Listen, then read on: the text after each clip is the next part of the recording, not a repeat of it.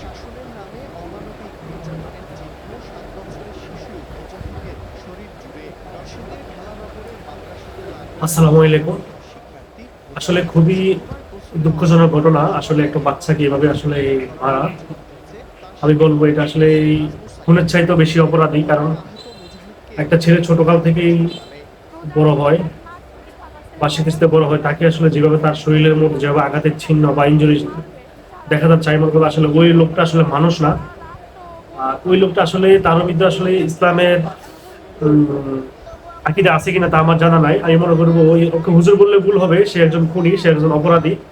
তাকে আইনের সর্বোচ্চ সাজা দেওয়া হোক, যেন সারা বাংলাদেশে বা কোনো শিক্ষা প্রতিষ্ঠানে এইভাবে একটা বাচ্চাকে আঘাত করা আসলে কোনোভাবেই কাম্য না। আমি মনে করবো এটা বাংলাদেশের এর জন্য একটা ছেলে স্কুলে পড়ুক বা মাদ্রাসায় পড়ুক সেটা কোনো বিষয় নেই। বিষয়টা হচ্ছে আসলে এই বাচ্চাদেরকে এভাবে আঘাত করা কোনোভাবে কাম্য না, এটা হত্যার চেয়েও বেশি অপরাধী।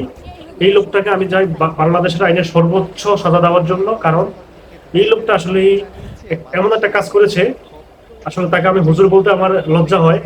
সে কেন বা এটা কেন করলো, যে তাকে আমরা সর্বোচ্চ শাস্তি চাই। কারণ আর আল্লাহর কাছে দোয়া চাই, আল্লাহ যেন ছেলেটাকে দ্রুত সুস্থ করে দেয়। সবাই ভালো থাকবেন। আসসালামু আলাইকুম।